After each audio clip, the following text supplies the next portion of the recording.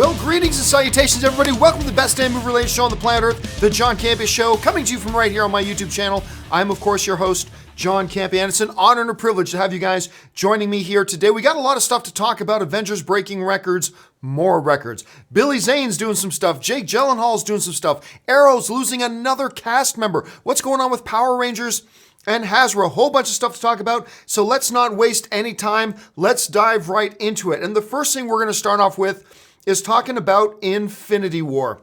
According to reports, Avengers Infinity War, which already set the opening weekend box office record with $257 million at the domestic box office, has now passed $808 million worldwide in just its first week of global release.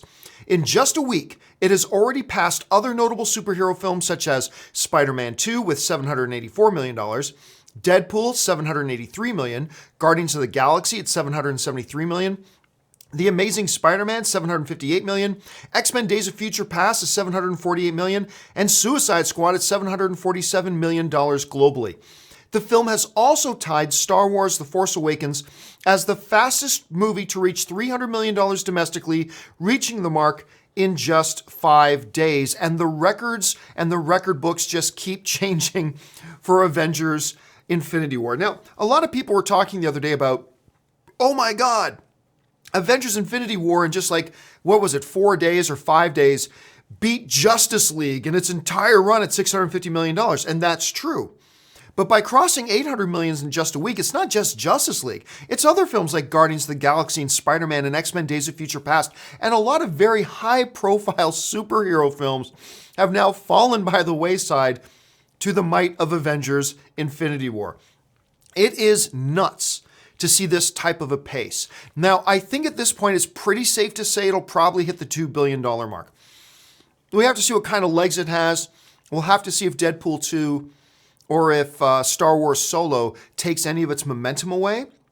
However, it looks like it's on a pretty good pace, and we'll see what happens next. All right, next up, we're going to talk a little bit of Jake Gyllenhaal, because according to reports, Jake Gyllenhaal has apparently found his latest role. Gyllenhaal is set to produce and star as Leonard Bernstein in The American, with Cary Fukunaga directing and producing. The feature, which is set to begin production in the fall, is based on Humphrey Burton's biography and will follow Bernstein's meteoric rise after conducting the New York Philharmonic at just the age of 25, all while struggling with the fame of a career that included penning the score for On the Waterfront and the groundbreaking musical and world-famous musical West Side Story. Jake Gyllenhaal is one of these actors right now. You know, a little bit lately we've been talking about, with Gary Oldman winning Best Actor at the Academy Awards recently, who's the best actor not to have an Academy Award right now? He's not my number one, but Jake Gyllenhaal is on a lot of people's lists as their number one pick for that title of Best Actor without an Academy Award right now. The work he has done is nothing short of amazing, and any type of role he plays, he's going to bring it. So let's keep our eyes on The American. All right, next up, MoviePass is in the news again.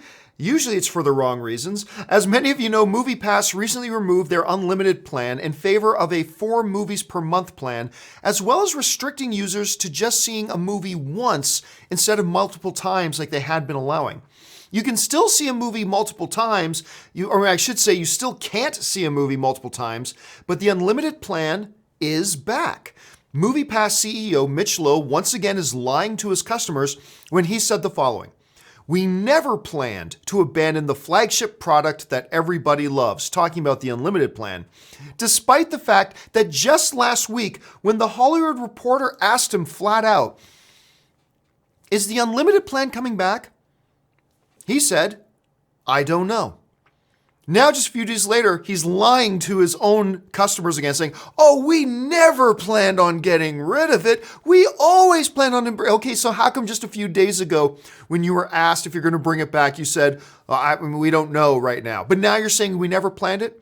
And don't give me this BS excuse, "Oh, well, that was just us, being smart and playing marketing." No. You just didn't know what you were doing. You're lying to your audience again. You are a shady, shady company. You offer a pretty good deal for people, but you're going to go out of business soon, and you're still really damn shady. All right. Anyway, let's move on from that. Let's talk a little bit about Derek Zoolander's Corner Man. Who am I talking about? Well, Billy Zane. Titanic star Billy Zane and The Hour's Miranda Richardson have just joined Sky's Fast and the Furious-style drama series, CURFEW. According to Deadline, the series will also star Terminator and Aliens actor Michael Biehn and Game of Thrones star Sean Bean. The 8-part drama series follows the story of ordinary people competing in the world's fastest, most furious, illegal nighttime race series. Look, I'm really curious here seeing Billy Zane's name come up. I always like seeing Billy Zane's name come up. That Billy Zane, he's a cool dude. You should listen to him. Anyway, what really caught my attention are the other names, the two Beans. Michael Biehn, if I'm ever pronouncing his name right. Michael Biehn was a guy. Of course, you remember from Aliens and Terminator, but it seemed like for a while, and for the longest time, he was like the #1 fan choice to play Cyclops. How great of a Cyclops would he have been? Michael Biehn. He would have been amazing. Anyway, he was poised for a long time to be like an A-list Hollywood star. But for whatever reasons, after Aliens, after Terminator, he was just never able to kind of break through to that next level. Don't really know why. And Sean Bean, of course, is just Sean Bean. He's awesome in everything he's in. An 8-part series, interesting. It really does sound a little bit like a Fast and Furious ripoff, but we'll have to see how that goes. All right, for those of you who are fans of the CW stuff, this one might be interesting to you. CW's superhero show Arrow is losing yet another cast member. According to reports, Paul Blackthorne, who has starred as Detective Quentin Lance, will not return for the drama's previously announced 7th season. Earlier this season, Willa Holland, who played Thea Queen, also known as Speedy, for 6 seasons of the show, left the show as well. Blackthorne's departure means that Stephen Amell and David Ramsey, who plays Diggle, are now the only 2 original cast members from the series premiere who are still left on the show.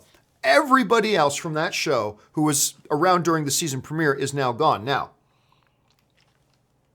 some of you may say, well, John, Felicity was in season 1. Yes, Felicity was in season 1, but she was just a recurring kind of character at the time, and she wasn't in the series premiere. So it is weird to think about it. Going into its 7th season, only 2 original cast members are still going to be left. That is weird. And you know what?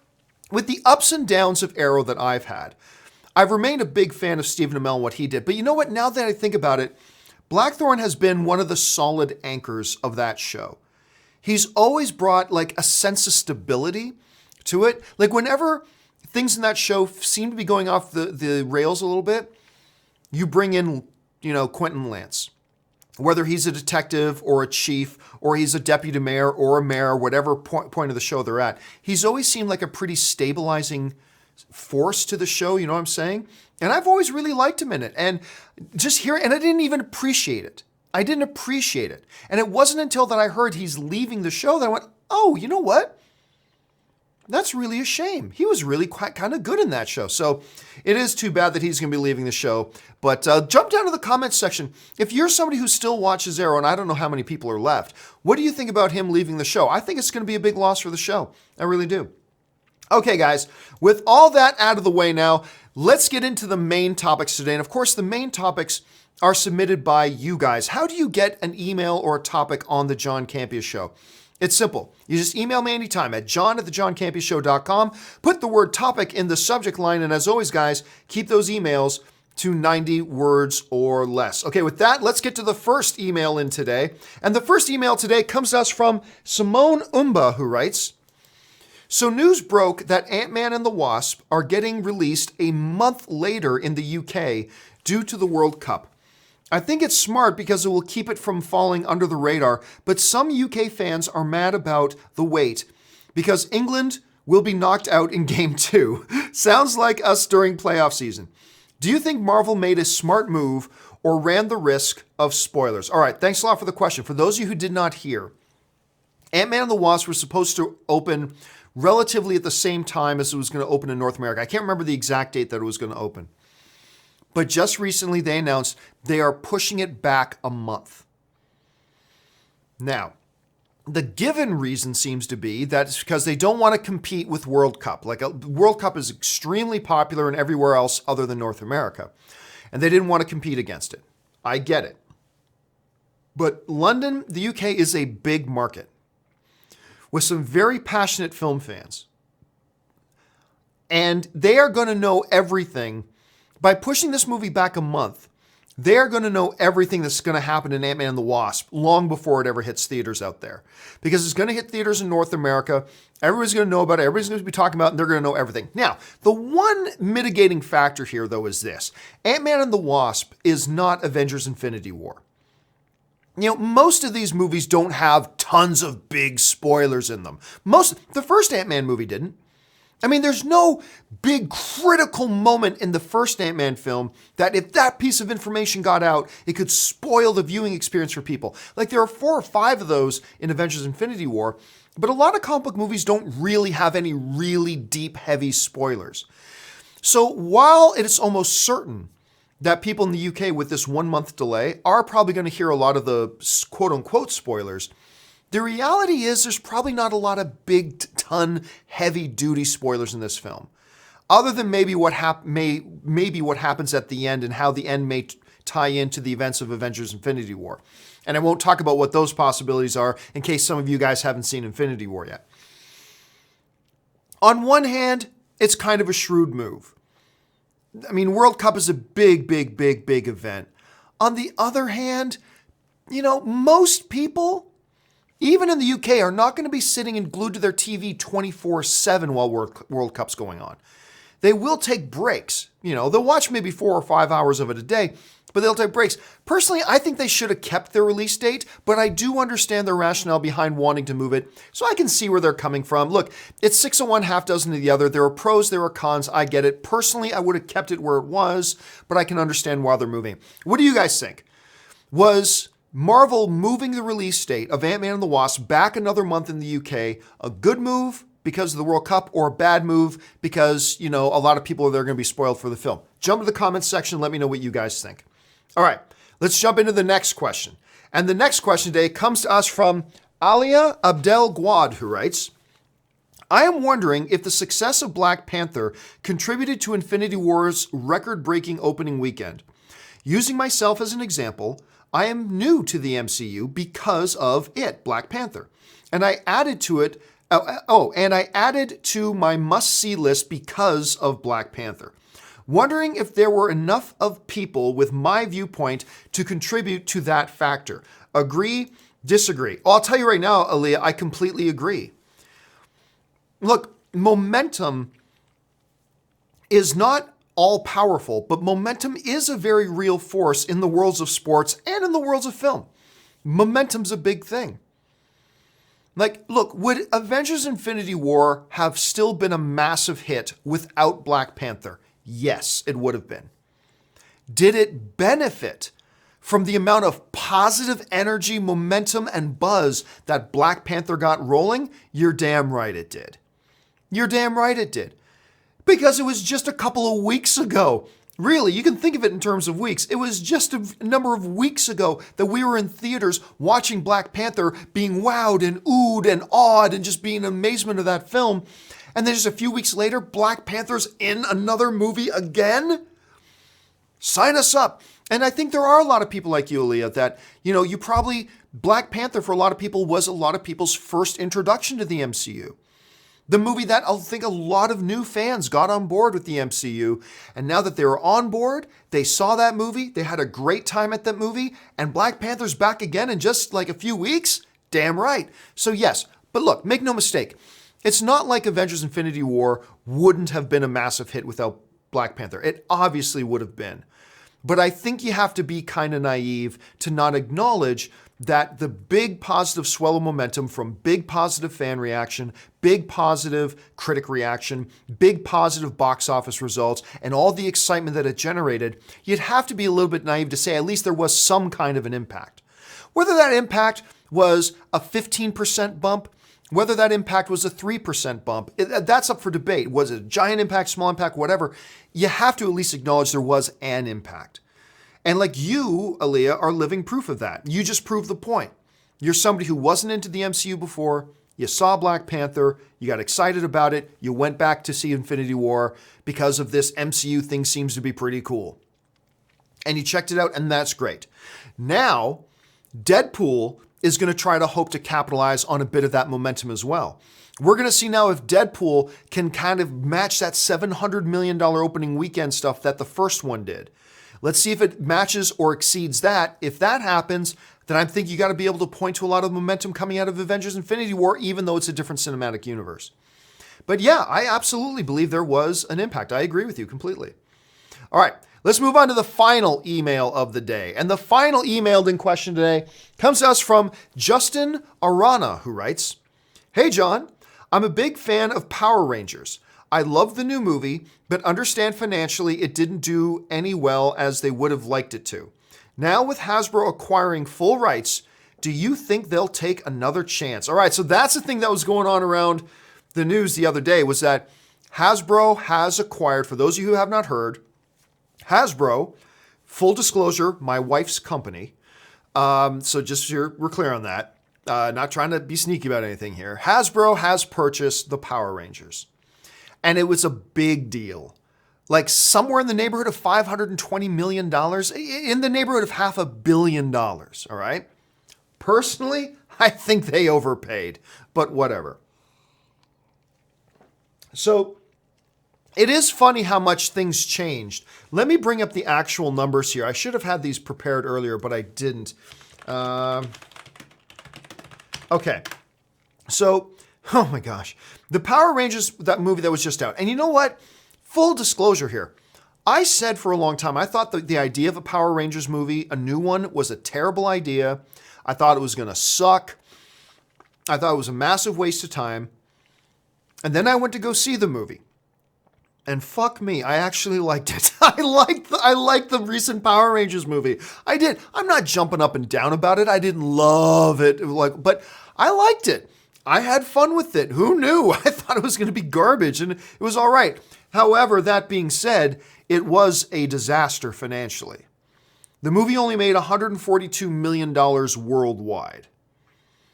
And I think I initially projected it to make like maybe 150 or 160, but there were people out there who kept insisting to me, Power Rangers is going to make 500 million, 700 million. There are even some people out there saying that the Power Rangers movie is going to be the next film to join the $1 billion club. I mean, whatever. Made $142 million. And remember Saban? How do you pronounce that fool's name anyway? Sabain? I don't know. I'm just going to say Saban for now. Remember Saban, and they all saying, oh, we've got a plan for 7 Power Rangers movies. And I remember just going at the time when they made that announcement, was like, oh my God. Here's an idea, kid. How about you wait till the first one comes out? How about before standing on the mountaintop and yelling out, we're making a 7-movie Power Rangers empire? How about before doing that, you take a breath, see if the first one does any business? Nope, we don't need to do that. 7 films. Well, apparently he saw that it didn't work because now he sold the damn thing. Now he's sold it. Saban no longer owns Power Rangers or anything like that. So it gets sold out. The question is, could Hasbro, which lately has done a lot in terms of turning their properties into movies, could Hasbro take another shot at that? There's a way to look at it positively, a way to look at it negatively. On the negative side, why the hell would you? You just made a half-decent one that even made a hater like me appreciate it. Like, I like the last Power Rangers movie, and yet even then it couldn't scrounge together anything more than $142 million and lose the studio a lot of money. Okay, there's that. On the positive side, though, so back to the negative. So why would Hasbro sink more money into it? Why would they do that? However, on the positive side, if you are Hasbro and you've been getting into the habit of turning your properties into movies, do you spend $500 million on it and not try to crank it out into a movie? Now, it is interesting to point out that in the official press release, Hasbro mentioned a whole bunch of things they're going to do with the Power Rangers property. They never once specifically said movies. They never actually said movies in their press release. They did say entertainment, but they fell short of actually saying movies. However, you could look at it as in, well, my God, I mean, if you're going to spend $500 million on the property, wouldn't you want to take a crack at making a movie? If you're spending that much money, wouldn't you want to at least investigate that avenue? So the real answer to your question about will they make more movies, will Hasbro try taking a shot at rebooting Power Rangers again? Honestly, the answer is I don't know. I think there's ways of looking at it that would make sense for them not to do it. And I think there's ways of looking at it that make sense for them to do it. I'm just not really sure. Let me ask you guys, what would you do? You're the head of Hasbro right now. What do you do with Power Rangers?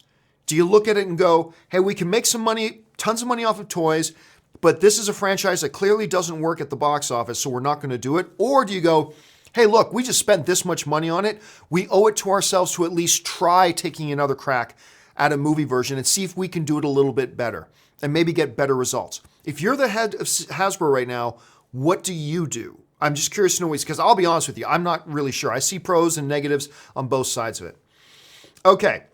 With all the questions now out of the way, guys, we've got about 10 minutes left here. So I'm going to throw it over to some live questions. You guys who are in the live chat board have already been throwing in a whole bunch of questions. So let's get to those right now. And we start off with the first question from Adam Douglas, who writes, Cobra Kai is out today. Decent and oddly addicting. I have not watched it yet. And I'll be honest with you. I'm not 100% certain I am going to watch it. Frankly, look, when they announced that they were doing it, and you got the original cast back, at least the lead guys, you got Daniel and Johnny back, I was intrigued. But then I saw the trailers. And if you guys have been watching my show regularly, you know I have not been impressed with the trailers. To me, it looks cheap. I don't like what they're doing with the Daniel character. So at any rate, it's just really turned me off. And I'll be frank with you, I don't know if I'm even going to give it a shot. I've just got too many other things I can use my time to watch. Time is a limited commodity. So I'm not sure. Like if a bunch of you guys start telling me that you're loving it and you're loving it, you're loving it, maybe I'll check it out. But as of right now, I don't even know that I have plans to try it.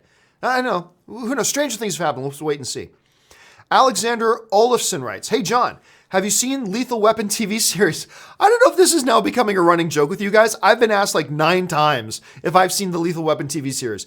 No, I have not seen the Lethal Weapon TV series. Not because of like Cobra Kai. It's not because I think it looks bad. I just have very limited time to watch stuff. So I got to be very selective about what I watch because most of my time is spent in this office. And then I got to be out at the movie theater. And then I have just a few select shows that I actually have time to sit down and watch.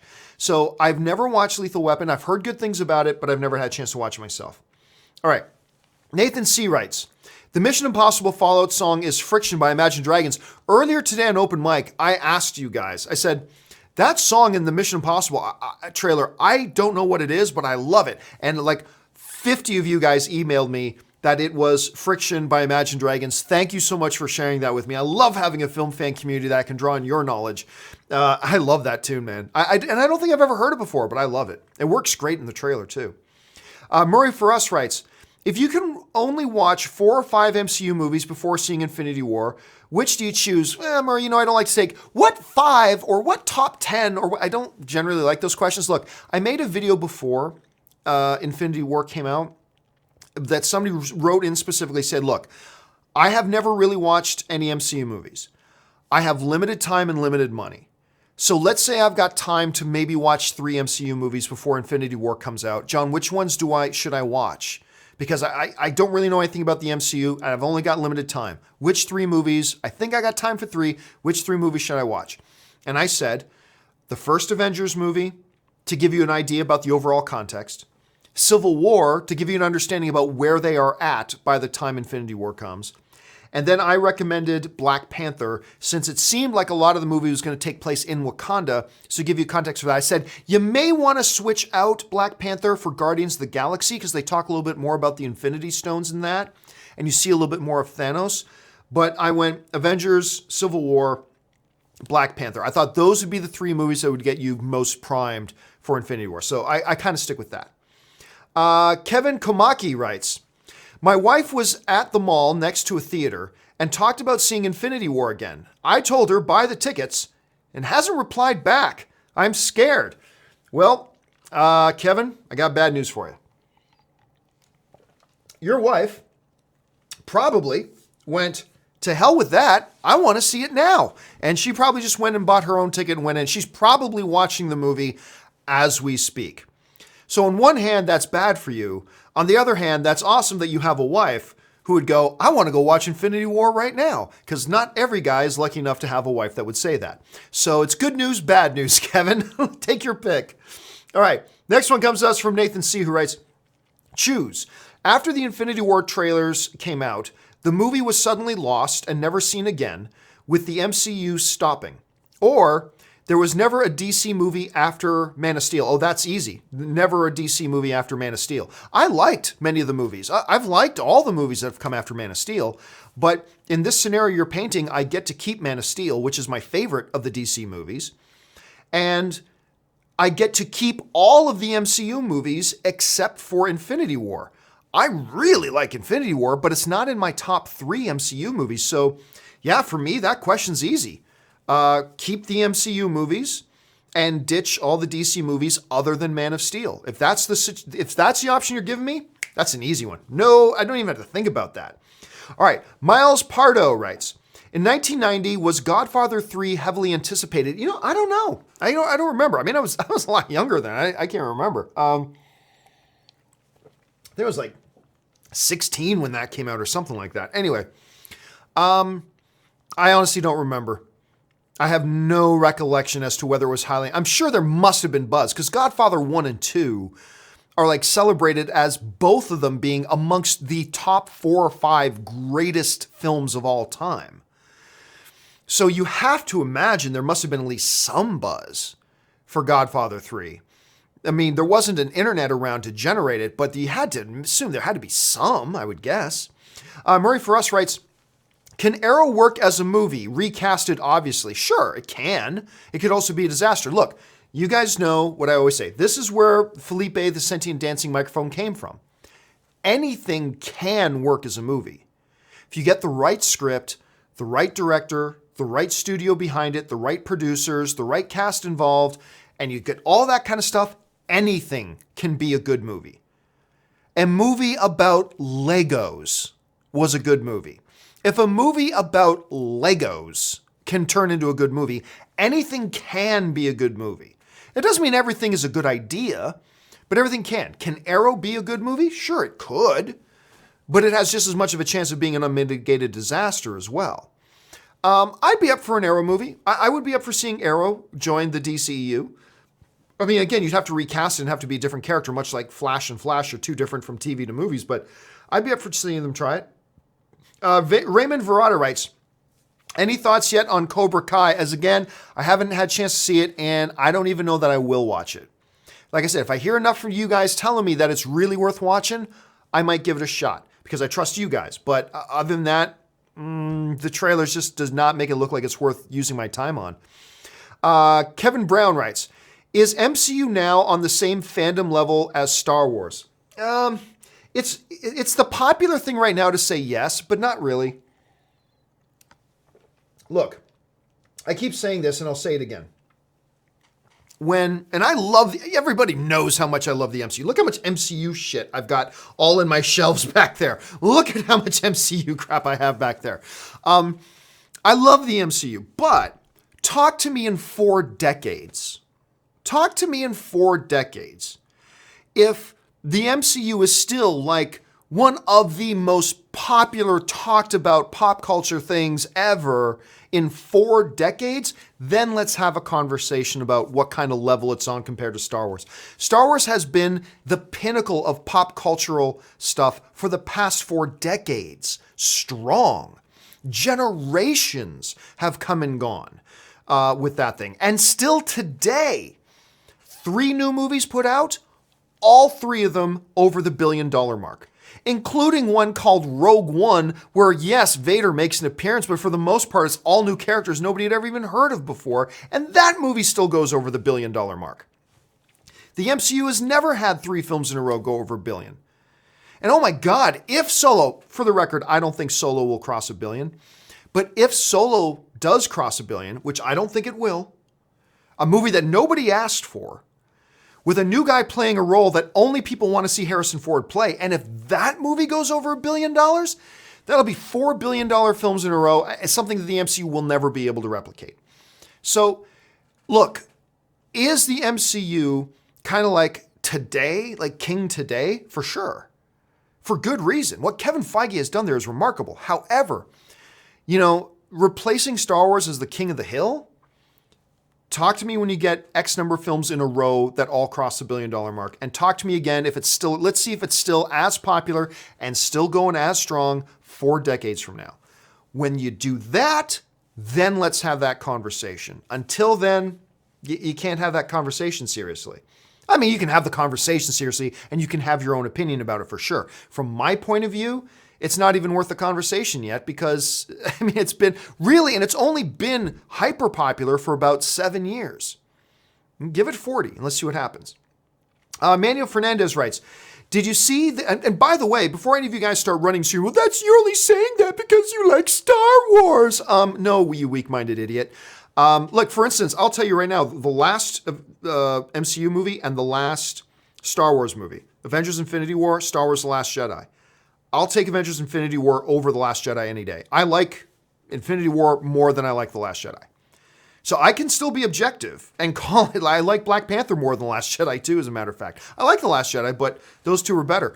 But yeah, sorry, that's my point of view. I'm sorry if you don't like that that's my point of view, but it is my point of view. I have all the respect in the world for you if you have a different point of view. No disrespect from me whatsoever for that, but yeah, that's just the way I kind of see it. Manuel Fernandez writes, did you see the DC streaming announcements? I didn't see the announcements. It will be called DC Universe. I like the name. That's a good name. And we'll start with Titans. Titans with all those set pictures going around. Harley Quinn, obviously, because Harley Quinn's the hottest thing right now, so they're definitely going to do a Harley Quinn thing. We've been saying that forever. Young Justice Season 3. I didn't even like Young Justice. I know a lot of people are screaming at me now. And a live-action Swamp Thing. That's intriguing. That live-action Swamp Thing, out of all the things you just mentioned there, a live-action Swamp Thing, that's pretty intriguing. I'm excited about that. Look, I think this is a good move for DC. Look, it might work, it might not work. I think taking a shot at something like this is a good idea. Let's see how it does. Because not only will it feed on the popularity of the DCEU, but hopefully it can feed popularity to the DCEU. I mean, it could be a really good self-sustaining circle kind of thing here. Again, I'm not saying it's going to work, but I think it's definitely a good shot. And I think it was definitely worth taking. I think it's a good idea. Let's see what happens. Let's see. Nicholas Pereira writes, I daily read comic book movie news. Yes, we don't know everything about the deal between Marvel and Sony, but I didn't forget the tension between Feige and Pascal during Homecoming promo campaign.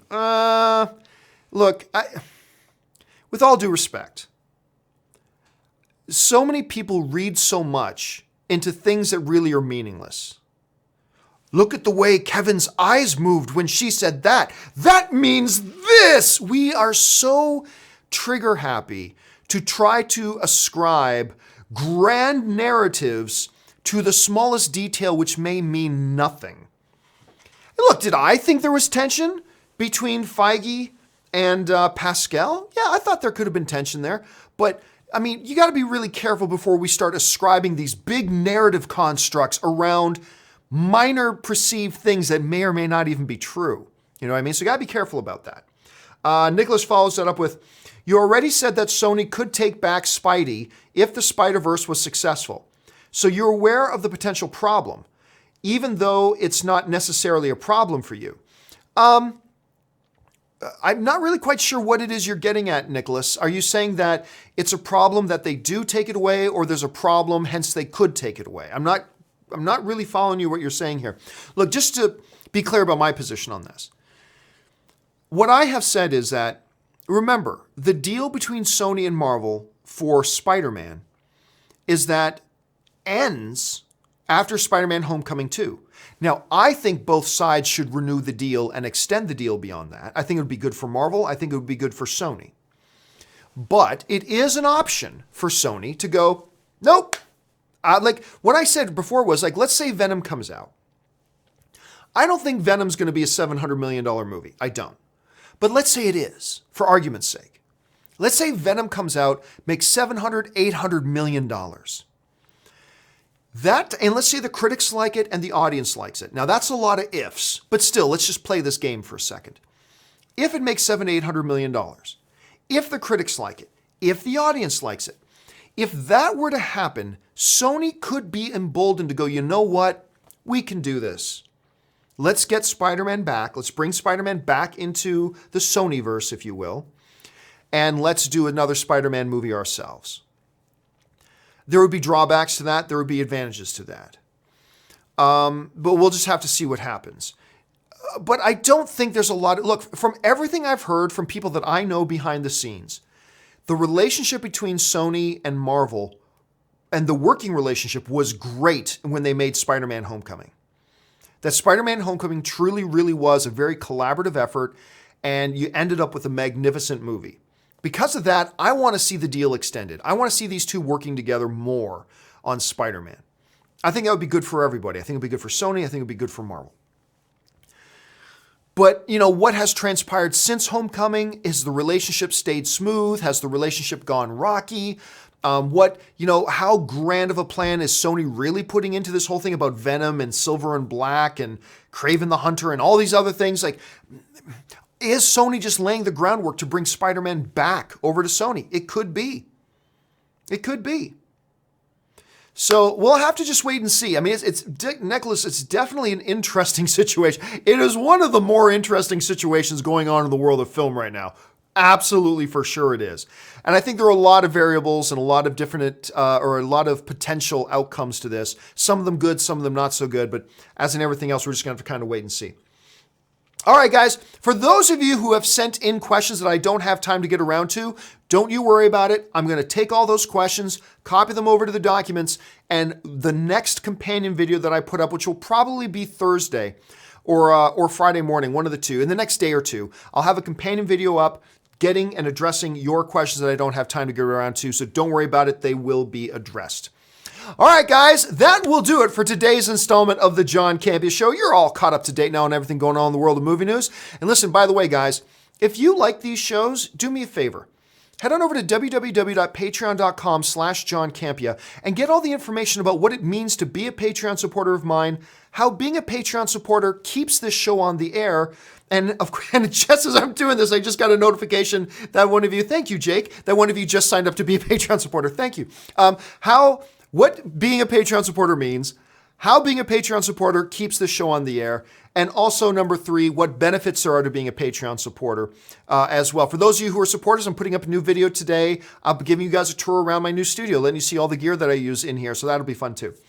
All right, guys, a little bit later this evening, I've got part 3 of the Avengers Infinity War spoiler reviews going up. It's not going to be live. It's going to be pre-recorded, getting to all the questions that I didn't have a chance to address live. So part 3 is going to go up, and then part 4 will probably go up tomorrow. Whew, lots of stuff going on around here. All right, guys, thanks so much for being here. My name's John Campea, and until the next video, bye-bye.